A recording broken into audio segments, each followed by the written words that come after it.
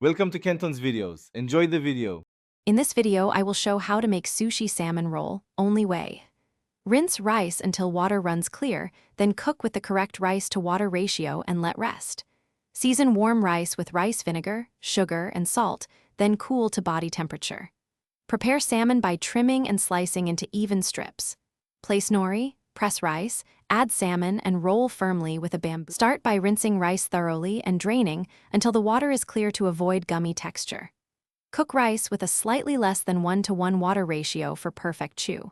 While rice is warm, fold in rice vinegar, sugar, and salt using a cutting motion to keep grains intact. Fan the rice as you mix to cool it to body temperature and achieve that classic glossy finish. Place a sheet of nori on your bamboo mat and spread a thin, even layer of rice, leaving a 1-inch border at the top edge. Arrange salmon strips and any crisp fillings like cucumber in a single line across the center. Use the mat to roll firmly and seal with a bit of water on the exposed nori. Chill briefly, then slice with a sharp, wet knife for clean pieces. Thanks for watching. Consider subscribing if we helped you.